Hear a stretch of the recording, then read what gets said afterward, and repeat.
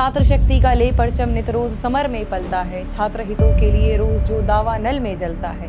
पड़ जाए घंघोर घटा अगर छात्र शक्ति के ऊपर तो बनकर सूरज सा उगता है वो जो देश प्रेम में ढलता है। परिषद हमेशा साथ रहा।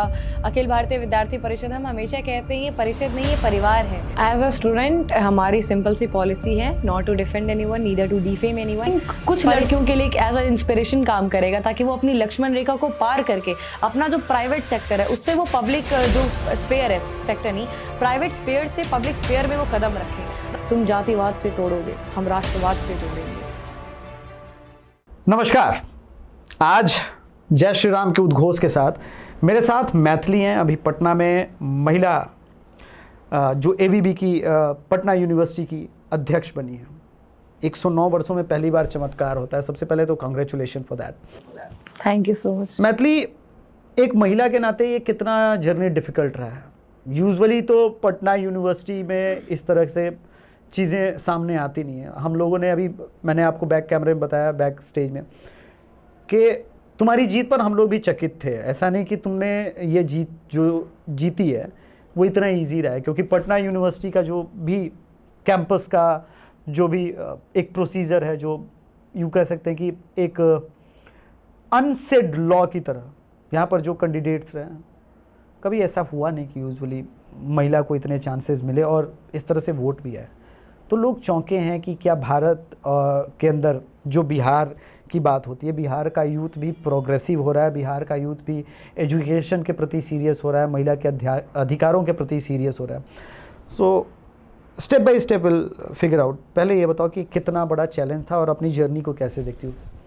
अगर जर्नी के लिए केवल एक शब्द बोलेंगे, इट वॉज फ्लैबरगास्टिंग। जितनी ज़्यादा चैलेंजिंग थी उससे कई ज़्यादा इंटरेस्टिंग थी। जब लोगों से मिले, ग्राउंड लेवल पर मिले, 1-to-1 इंटरेक्शन हुआ, तो वो बहुत ज़्यादा एक प्रेरणा स्रोत का काम किया कि हमें इनके लिए काम करना है।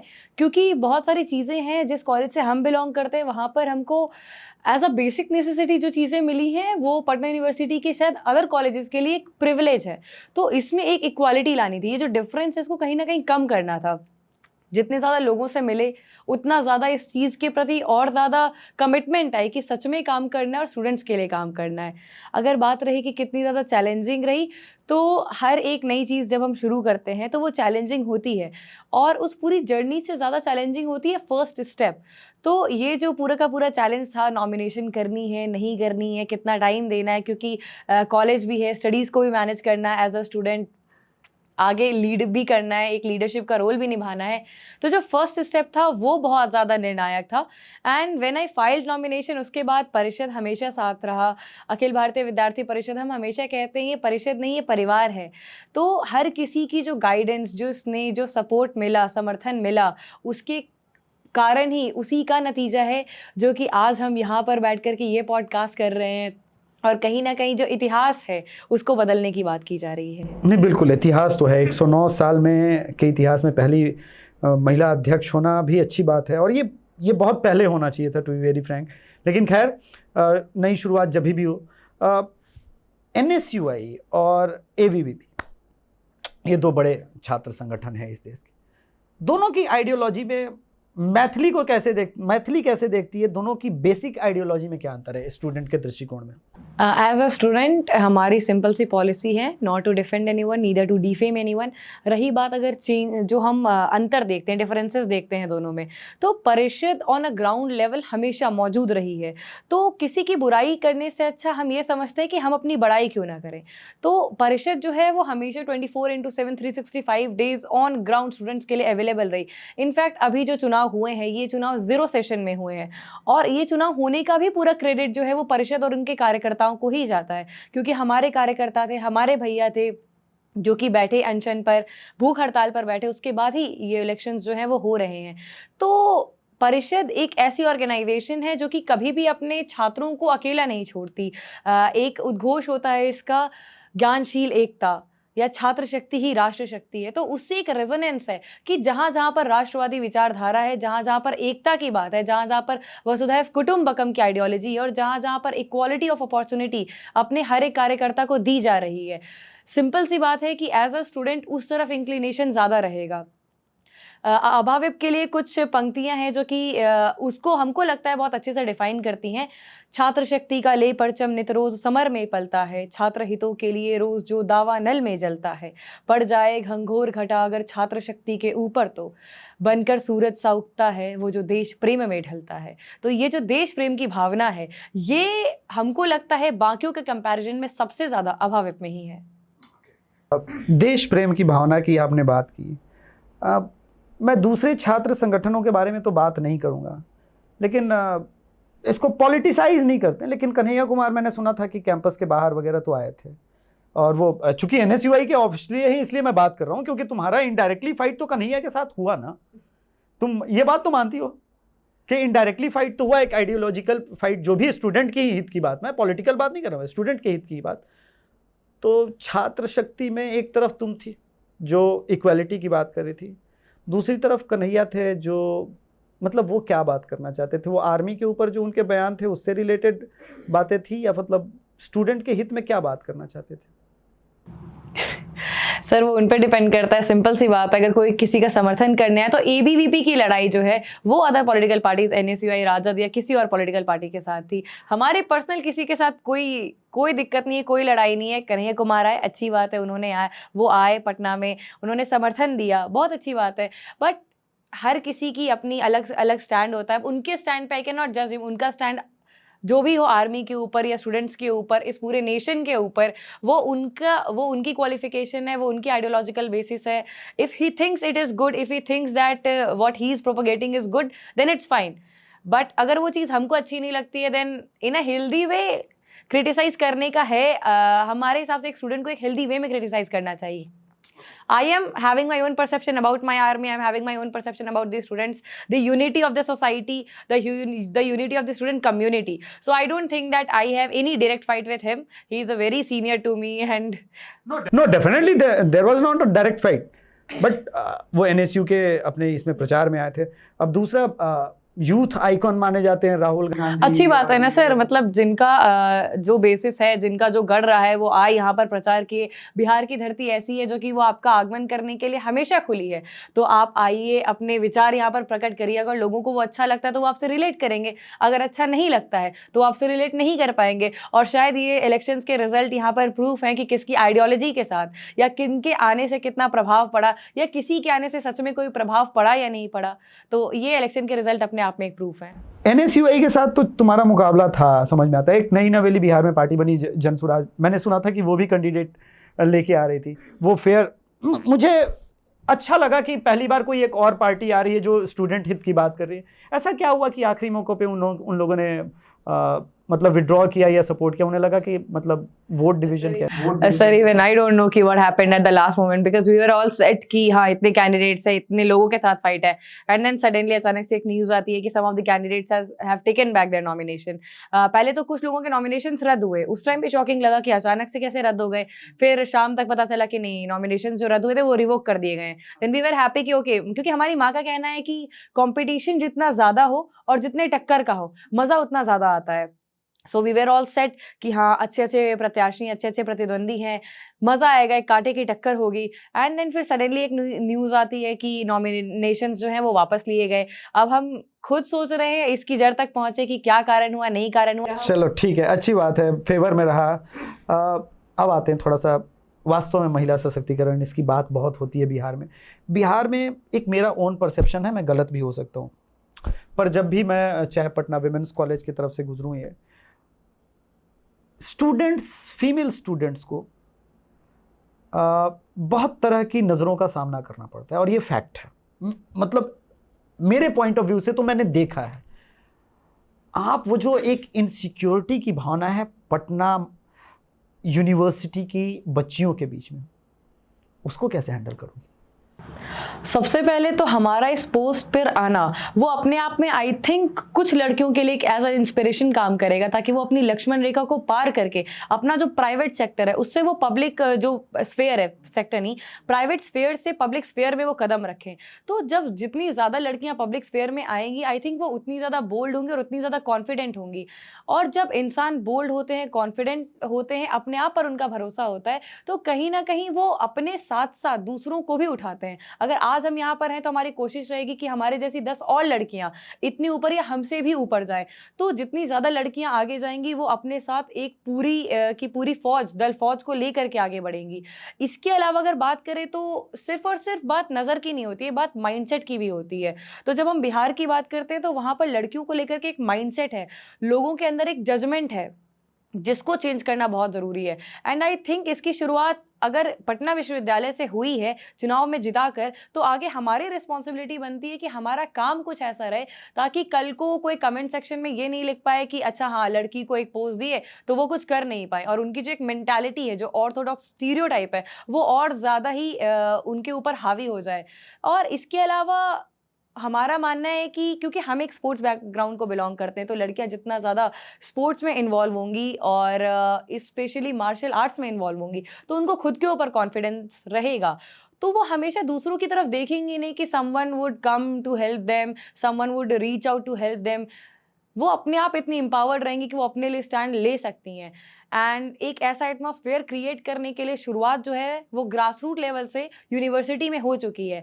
अब बस है कि जिस तरीके से बिहार विमेन रिप्रेजेंटेशन प्रोवाइड करता है उस हिसाब से नेशन वाइड स्पेशली पॉलिटिक्स के फील्ड में विमेन को एक रिप्रेजेंटेशन जो है वो मिलनी चाहिए, क्योंकि वहीं से शुरुआत होगी एक पूरा क्वेश्चन था कि अब मैथिली, चलो ये चुनाव तुम जीती और क्या मैथिली के एम्बिशन, अब देखो अभी एबीवीपी का ऐसा तो है भाई रुतबा, अब जितने एबीवीपी के अध्यक्ष बनते हैं वो राजनीति में तो आगे सक्रिय होते हैं। आपके सामने तो अब रेखा गुप्ता जी भी एक उदाहरण है, एग्जाम्पल है, तो उससे हम दूर तो नहीं जा सकते। भविष्य में कॉलेज के बाद राजनीति तो आप करेंगी? हाँ, अभी हाँ अभी सोचा नहीं है, क्योंकि अभी मेरा मेन फोकस केवल एक ही है। इनफैक्ट अभी ये इलेक्शंस जो हैं वो हमारे लिए स्टूडेंट पॉलिटिक्स नहीं होकर के स्टूडेंट एक्टिविज्म है। हमको केवल स्टूडेंट्स के लिए काम करना है और इस यूनिवर्सिटी के लेगेसी को रीराइट करने के लिए काम करना है। अगर हम उतना कर पाते हैं अपने टेन्योर में, हम अपने आप को सेटिस्फाई कर पाते हैं कि जिन वादों के साथ हम आए, जिस हौसले के साथ हम आए, जो समर्थन हमको मिला, हम उससे कहीं ना कहीं लोगों को डिसअपॉइंट नहीं किए हैं, अगर ये चीज़ में हम सेटिस्फाई हो जाते हैं तो शायद आगे इसके बारे में सोचा जाएगा। लेकिन फिलहाल बहुत शॉर्ट टर्म गोल है हमारा और बहुत डेडिकेटली सिर्फ इस चीज़ के लिए लगना चाहते हैं, क्योंकि ना कोई पॉलिटिकल बैकग्राउंड है, ना कोई पॉलिटिकल एस्पिरेशंस है हमारी एज सच। तो रेखा गुप्ता जी के भी पॉलिटिकल बैकग्राउंड उनके पहले नहीं थे। कम से कम ये बात तो आप मानती हैं कि एबीवीपी एक ऐसी शाखा है जो उससे जुड़े प्रेसिडेंट्स जो भी बनते हैं आगे जहां भी जाते हैं उनका कोई पॉलिटिकल बैकग्राउंड नहीं है, तो कम से कम ये सपोर्ट तो उन्हें मिलता है। तो ठीक है, डेमोक्रेसी में ये एक हेल्दी चीज़ है, अच्छी बात है कि डेमोक्रेसी में ये होना चाहिए कि आपका पॉलिटिकल बैकग्राउंड नहीं भी है, किसी के पिताजी बहुत बड़े एमपी मंत्री नहीं भी है, तो भी वो राजनीति में बदलने को सोच सकता है देश को लेकर के।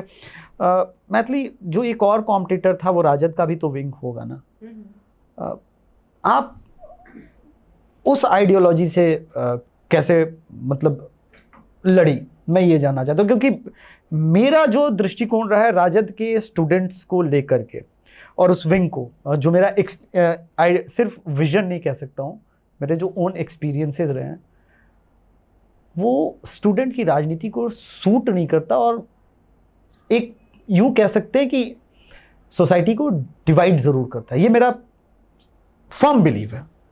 लेकिन आप जब ऐसे लोगों से मिलती हैं तो कैसे आप देखती हैं उस पूरे हमारी प्रेसिडेंशियल स्पीच की शुरुआत ही इस स्लोगन से हुई थी, इस नारे से हुई थी, तुम जातिवाद से तोड़ोगे, हम राष्ट्रवाद से जोड़ेंगे। तो उस राष्ट्रवादी विचारधारा को ही समर्थन मिला है और इसी कैंपस के स्टूडेंट्स का समर्थन मिला है कि this time students to wanted to rise above all this divisions. उनको खुद को नहीं पसंद था कि हर बार पॉलिटिक्स, हर बार जो चुनाव हैं, इलेक्शंस, वो हर बार सिर्फ और सिर्फ कास्ट, फेवरेटिज्म, बायसनेस, फेवरिज्म के बेसिस पर हो। उन्हें खुद इस बार चेंज चाहिए था। And I think it was a befitting reply to any of the parties which just thought or tried to divide this entire student community, especially if we talk about the freebie system.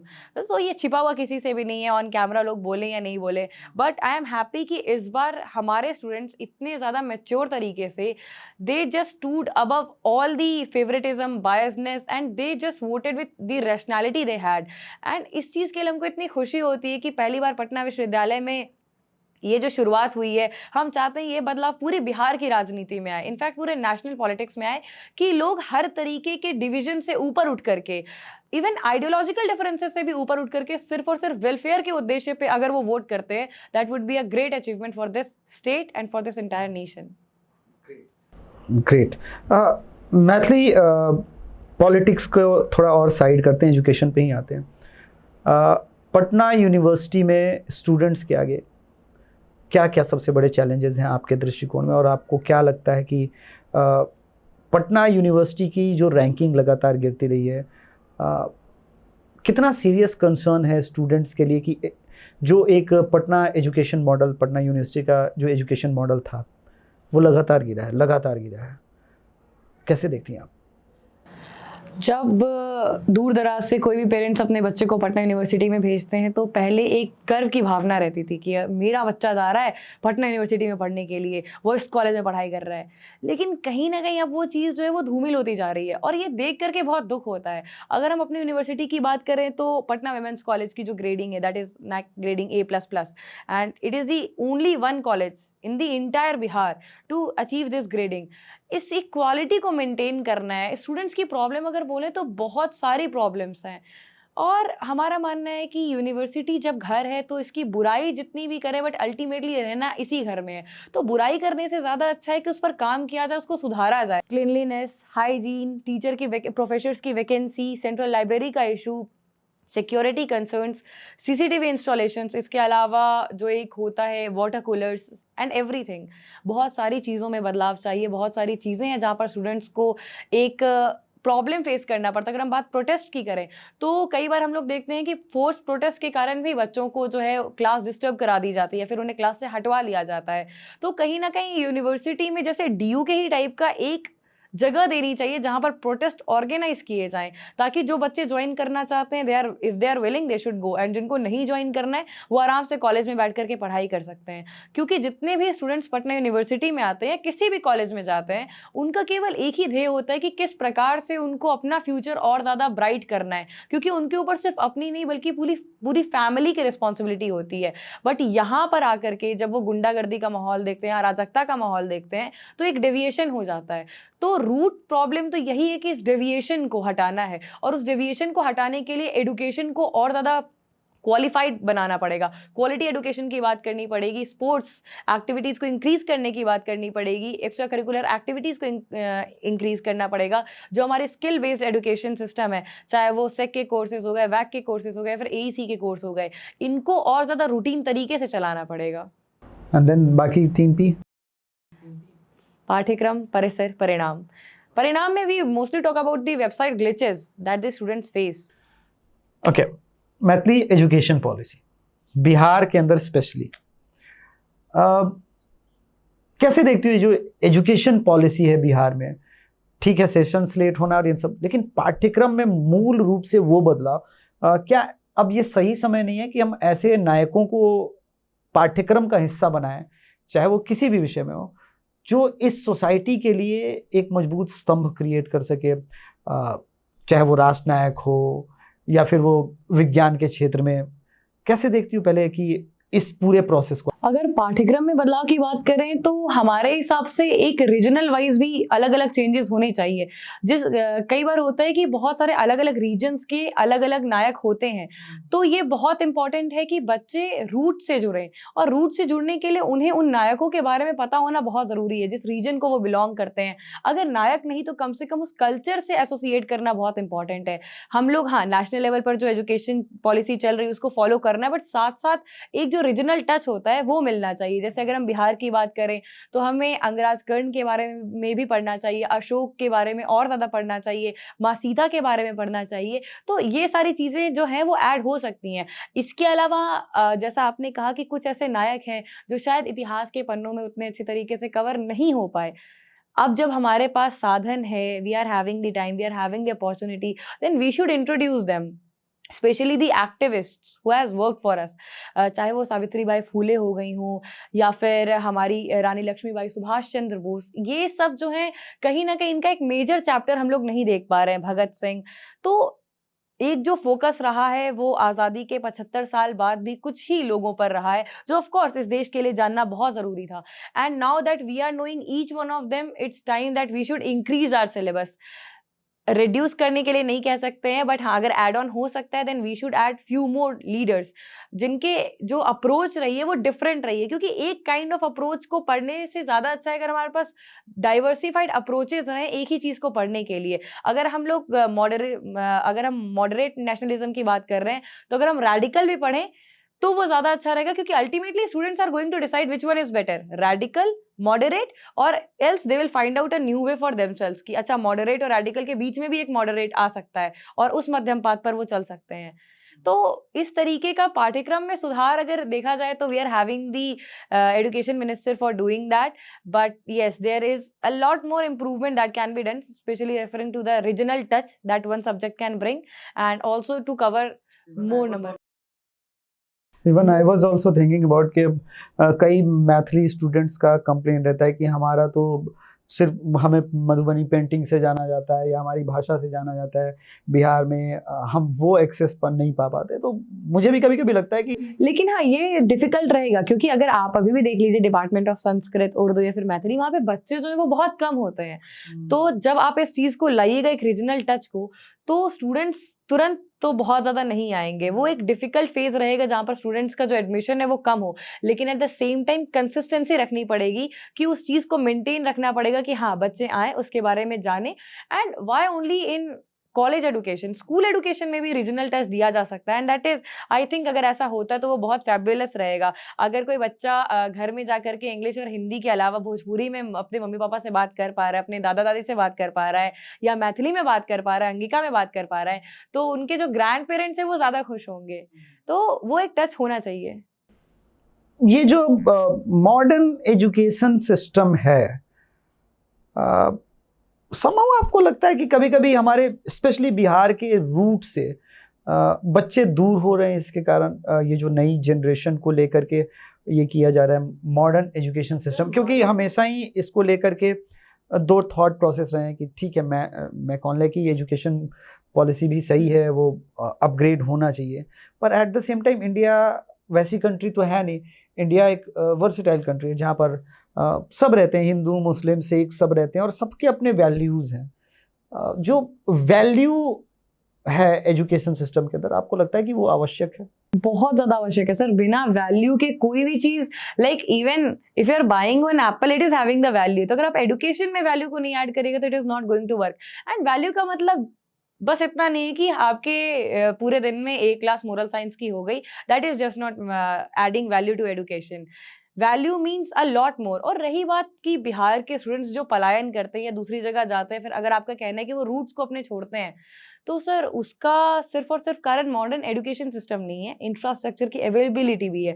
अगर बिहार में students को वो facilities मिल जाए, यहाँ के बच्चों को जो इंफ्रास्ट्रक्चरल डेवलपमेंट है वो मिल जाए, अगर उन्हें कॉलेजेस यहाँ पर बढ़िया मिले, फैकल्टी यहाँ पर बढ़िया मिले, वो खुद नहीं जाना चाहेंगे, क्योंकि एक्सपेंस उनके भी लग रहा है, खर्च उनका भी हो रहा है और उन्हें वो आउटपुट नहीं मिल पा रहा है। तो सर यहाँ पे सिर्फ और सिर्फ स्टूडेंट्स को ब्लेम नहीं किया जा सकता है, बहुत हद तक इसके लिए प्रशासन, सरकार भी जिम्मेदार है कि किस तरीके से बिहार में पलायन को रोकना होगा। Fair enough. ये जो एजुकेशन सिस्टम और पलायन की जो हमने बात की, इसमें एक और पॉइंट था मैथिली, कि क्या हम डिग्री एजुकेशन सिस्टम की तरफ भाग रहे हैं जिसमें हमारे पास स्किल की जो कमी है। डिग्री एजुकेशन सिस्टम से ये मेरा मतलब नहीं है कि आप सिर्फ साइंस से ग्रेजुएट हो जाओ और आपको बेसिक्स पता नहीं है, थर्मोडायनेमिक्स पता नहीं है, आपको हीट क्या होता है वो पता नहीं है, क्योंकि आप बिलीव नहीं करोगी, एक मेरा खुद का ऑन कैमरा ये एक्सपीरियंस रहा है। मैं आई वॉज इन कटिहार और ही वॉज सेइंग कि हमारे पास रोजगार नहीं है, एंड आई आस्क्ड हिम कि आपने क्या किया है, तो उसने मुझसे कहा कि मैं विज्ञान से स्नातक हूँ। मैंने बोला फेयर इनफ, आप मुझे बताएंगे कि विस्कोसिटी क्या होता है? बोला अभी तो याद नहीं है। मैंने बोला कोई बात नहीं, न्यूटन का सेकंड लॉ पता होगा। तो ये एक एजुकेशन सिस्टम के अंदर जो है, जो बेतहाशा डिग्री बट रही है, लेकिन lack of skill at the same time. वो हम पटना यूनिवर्सिटी से भी जो लड़कियां बाहर आ रहे हैं, मैंने कई इंटरव्यूज वगैरह किए हैं, I can see that lack of skill है। ये कितना बड़ा रोल? सर सारे एक रेस में लगे हैं कि सबको डिग्री चाहिए, बट अल्टीमेट फैक्ट ये है कि डिग्री से जॉब मिल ही नहीं सकती है। और इसीलिए मेन मुद्दा इस देश का अनएम्प्लॉयमेंट है ही नहीं, अनएम्प्लॉयबिलिटी है। क्योंकि बहुत जगहों पर है, बहुत सारे ऑफिसेज हैं जहां पर वैकेंसी है, बट उस वैकेंसी को फिल करने के लिए लोगों के पास वो कैपेबिलिटी है ही नहीं। अगर हम आज की बात करें तो this generation is of AI, this generation is more technological, but आप कितने लोगों को जानते हैं जो कि एआई में बहुत ज्यादा पारंगत हैं? नहीं है। बहुत सारे कितने लोग हैं जो कि माइक्रोसॉफ्ट पर या फिर एक्सेल पर बहुत ज्यादा उनका कमांड हो? नहीं पॉसिबल है। Skill education is the fundamental, और इसीलिए जो हमारे 5 P's आते हैं उसमें पाठ्यक्रम में क्वालिटी एजुकेशन की बात है और स्किल बेस्ड एजुकेशन की बात है। क्योंकि अल्टीमेटली हमको खुद बहुत बुरा लगता है when I see people, specially आज एक ट्रेंड बन चुका है कोई भी चाय वाला या बर्गर वाला, डोसा वाला, बट वो ट्रेंड एक ट्रेंड सेटिंग के हिसाब के अलावा अगर हम लोग देखें तो दुख देता है कि भाई इनके पास डिग्री है, इन्होंने इतने पैसे खर्च करके वो डिग्री कमाई है, एंड वो डिग्री कमाने के बाद ये क्या कर रहे हैं? नो मैटर, ऑफ कोर्स ऐसा हो सकता है कि उनका वहां पर रेवेन्यू बहुत अच्छा हो, लेकिन ये सेम फॉर्मूला हर किसी के लिए वर्क नहीं करेगा। हर कोई वो सेम ट्रेंड को फॉलो करके, सेम स्टार्टअप को फॉलो करके आगे नहीं बढ़ सकता है। हाँ, अगर बात स्टार्टअप की आई है तो बिहार को इस मामले में बहुत ज्यादा सशक्त होना पड़ेगा कि यहाँ की जो यूथ है उसको अपनी मेंटालिटी स्टार्टअप को लेकर के चेंज करनी पड़ेगी। वो कैसे आएगा? फिर वही तो बात है, स्टार्टअप के लिए स्किल की जरूरत है ना। एग्जैक्टली, एंड स्किल है नहीं हमारे पास, क्योंकि स्किल बेस्ड एडुकेशन नहीं है। उसके लिए जो हमारा एक इन्वायरमेंट चाहिए। मैं इसको पॉलिटिकली नहीं लेके जाना चाहता, but few politicians said that proudly कि Bihar is a labour state, हमारे लेबर्स के बिना दुनिया में काम नहीं चलेगा। सो अगर ये आप स्किल, नो डाउट कि हाँ, हमारे लेबर्स के अलावा के सिवा दुनिया में काम नहीं चलेगा, नो डाउट, बहुत अच्छी बात है सर, ये एक रियलिटी है। बट सिर्फ उनसे भी तो काम नहीं चलेगा। बहुत सारे ऐसे युवा हैं जो बैठे हुए हैं अपने घर पे, जिन्हें चाहिए नौकरी, उन्हें मिल नहीं पा रही है, उनके पास डिग्री है, एंड उनके माता पिता ये सोच रहे हैं कि इतने साल इनके पढ़ाई में अगर खर्च किया तो फिर क्या मिला। इसमें उस स्टूडेंट की भी कोई गलती नहीं है। हाँ, कुछ बच्चे होते हैं जिनकी बात हम नहीं कर सकते, लेकिन मैक्सिमम जो हमारी यूथ पॉपुलेशन है, they are sitting with their degree, but that degree is of no use. Ultimately they are not going to use that degree. उन्हें जॉब में वो चाहिए ही नहीं। आजकल के टाइम पे जब स्पेशली एआई पर बहुत ज्यादा फोकस होना चाहिए, because the coming generation is of AI. Either you can become a social media influencer और you can just give your contribution to AI. But social media को भी आपको रन करने के लिए एआई की आवश्यकता पड़ेगी। अब तो एडवांस्ड हो गई ये चीजें, आप बिना एआई के वीडियो एडिट नहीं कर पाओगे। On a lighter note I said, लेकिन आप स्पोर्ट्स बैकग्राउंड से हैं, I love people of Haryana, मेरे बहुत क्लोज सर्कल्स हैं, और वहाँ की एजुकेशन सिस्टम में बहुत अच्छा चेंज आया है। हर घर से ओलंपियन तैयार हो रहे। अब प्रधानमंत्री जी की एक योजना है खेलो इंडिया योजना, और उसमें अच्छे खासे पैसे बिहार को भी इस बार मिले हैं। पटना यूनिवर्सिटी के अंदर स्पोर्ट्स कोटे पर भी एडमिशन होता होगा, बहुत होता होगा, लेकिन क्या आप देखती हैं कि वो जो स्पोर्ट्स कोटा पर एडमिशन है उसका फोकस स्पोर्ट्स में आगे लेके जाया जाए, उस स्किल को और इन्हेंस किया जाए, ताकि हम बिहार से भी किसी श्रेयसी सिंह के अलावे किसी अच्छे आर्चरी में देखें, किसी को बैडमिंटन में देखें, ताइक्वांडो में देखें, बॉक्सिंग में देखें, कुश्ती में देखें। पटना यूनिवर्सिटी में ये चैलेंज तो रहा है, बहुत ज़्यादा चैलेंजिंग है सर। हम लोग फॉरेन कंट्रीज में देखते हैं तो उसके जितने भी नेशनल प्लेयर्स होते हैं या जो भी उस नेशन को रिप्रेजेंट करते हैं ओलंपिक्स में, उनकी शुरुआत कॉलेजेस से ही होती है। स्कूल से ही उन्हें चुना जाता है, ट्रेन किया जाता है, एंड देन पॉलिश किया जाता है। इतने साल उन पर इन्वेस्ट किए जाते हैं, तब जा करके वो ओलंपिक्स में अपने देश का झंडा ऊंचा लहराते हैं और बहुत सारे मेडल्स लेकर के आते हैं। हाँ, we are lacking at that. और जब बात स्टूडेंट यूनियन की करें और पटना यूनिवर्सिटी में करें, तो हमारा बहुत बड़ा एक फोकस इस चीज पर रहेगा कि उस स्तर का हमको नहीं पता, क्योंकि at a random I can not go and change the entire dynamics, but वो तुम्हारे बस में भी नहीं है कि अब तुम टर्फ बनवा सको हॉकी के लिए, वो तो सही बात। But I would just very much like कि जब हमारे एटलीस्ट जो इंटर यूनिवर्सिटी जो हमारे कंपटीशंस होते हैं उसमें जो हमारे प्लेयर्स हैं उनको एक बेटर किटिंग मिलनी चाहिए, दे डिजर्व दैट।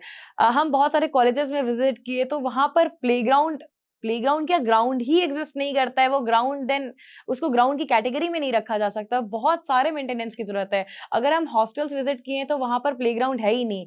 इमेजिन बहुत सारे हमारे भाई हैं वो वहां पर हैं, वेट कर रहे हैं, शाम का टाइम है, वो टाइम चला जा रहा है, पूरा जंगल है, झाड़ है, बट वो प्लेग्राउंड नहीं है। जस्ट चेंज द सिनेरियो, अगर वो ग्राउंड क्लियर होती, अगर वो जो ग्राउंड है वो एक क्रिकेट पिच बन सकती, तो हमारे सारे जितने भी भाई है वो उस टाइम पे क्रिकेट खेल रहे होते हैं एंड शायद जो उनका माइंड जो अलग अलग चीजों में डाइवर्ट हो रहा है वो कंसंट्रेट होता, वो फिजिकल एक्टिविटी में इन्वॉल्व होते एंड देन फिजिकल के बाद सीधा एकेडमिक फोकस करते। तो वो वहां पर बहुत ज्यादा फोकस करने की जरूरत है यूनिवर्सिटी में, स्पेशली जो किटिंग का प्रॉब्लम है इंटर यूनिवर्सिटी कॉम्पिटिशन्स में। किटिंग और ग्राउंड भी है, क्योंकि पटना यूनिवर्सिटी में जब भी घूमता हूँ तो इधर उधर और जो कॉलेजेस हैं उसके अंदर आते हैं, ये दुख होता है कि हमारे पास अच्छे ग्राउंड्स नहीं है, स्कूल में होने चाहिए। इसके अलावा अब आखिरी क्वेश्चन, आखिरी पड़ाव पर आते हैं कि चलिए स्किल की बात हो गई, डिग्री की बात हो गई, मैथिली को ऐसा क्यों लगा कि मुझे ये करना चाहिए, ये अब स्टेप अप करने का टाइम है? इतने दिनों से ये चलो ठीक है, लेकिन महिलाओं का रिप्रेजेंटेशन चलो कहीं कुछ नहीं हो पा रहा, तो मैं आगे बढ़ के करती हूँ। सर 2022 में contested the election as the councillor of Patna university student union. उसके बाद हम देखिए कि किस तरीके से ये जो छात्र संघ है वो काम करता है एंड कहीं ना कहीं I was not that satisfied कि जितना ज्यादा काम होना चाहिए स्टूडेंट्स के लिए उतना ज्यादा काम किया गया है। जब हम अलग अलग कॉलेजेस विजिट किए थे ना, ये सॉ द कंडीशन कि वहां पर क्या कंडीशन है एंड आपके अंदर से वो एक भावना जागृत होती है कि कुछ करना है और इन लोगों के लिए कुछ करना है, क्योंकि हमारा मानना है कि हम पर्सनली अपने लिए अपना सीवी स्ट्रॉन्ग कर लिया, हमको जितना अपने लिए करना था हम कर लिए। अब इतना ज्यादा सेल्फ सेंट्रिक होकर के नहीं रह सकते, मैं केवल उसमें मैं में नहीं रह सकते, ओपन अप होना पड़ेगा, आवाज उठानी पड़ेगी उनके लिए जो शायद अपनी आवाज नहीं उठा सकते, जो शायद हम पर भरोसा कर सकते हैं कि हम उनकी आवाज उठाएं। तो वो एक जो कंडीशन देखी यूनिवर्सिटी की, जो उसकी हम कहेंगे लेगेसी जो है वो जिस तरीके से ड्रॉबैक पे जा रही थी, जब वो देखे then it was a high time, it was a call from within ki no, I'll have to contest this election at least to make students aware of what their rights are, उनके पास क्या क्या हक हैं, वो उसको exercise कैसे कर सकते हैं एंड एक्चुअल में उनको किस किस बेनिफिट के साथ प्रोवाइड किया जा सकता है, उनके लिए क्या काम है वो किया जा सकता है। एंड सबसे इंपॉर्टेंट इन सब में कि एक स्टूडेंट यूनिटी की बात की जाए। हमारा मेन मुद्दा ये था कि इस बार के स्टूडेंट यूनियन के elections should be a clear cut statement that okay our students have developed, our students have been matured enough to vote only for the right cause, now they will not be influenced by anything. तो ये एक mindset को change करना था and that was from within की करना है तो करना है, स्पेशली हमारी बहनों के लिए काम करना था। तो that was the inspiration, so I was in, and since my department is also of the political science, so I was like ki if me not being political then whom do I expect to be political. Great. It was pleasure talking with you, Maithili. दर्शकों, मैंने मैथिली को इसीलिए बुलाया था कि आपको पता चले कि बिहार का यूथ, जो आप नोएडा ऑफिस में बैठ करके बहुत सारे लोग बिहार के बारे में बात करते हैं, वैसा है नहीं। और बिहार उस बहुत पीड़ा में है, बिहार जातिवाद के उस रेस को पीछे छोड़ने के लिए, उस डिवीजन की पॉलिटिक्स को पीछे छोड़ने के लिए बिहार का स्टूडेंट भी कुछ करना चाहता है। इट्स हाई टाइम कि हम भी बिहार के बारे में कुछ अच्छा देखें, अच्छा सोचें, अच्छा सुने। नमस्कार, जय Shri Ram. This is Abhishek Tiwari signing off.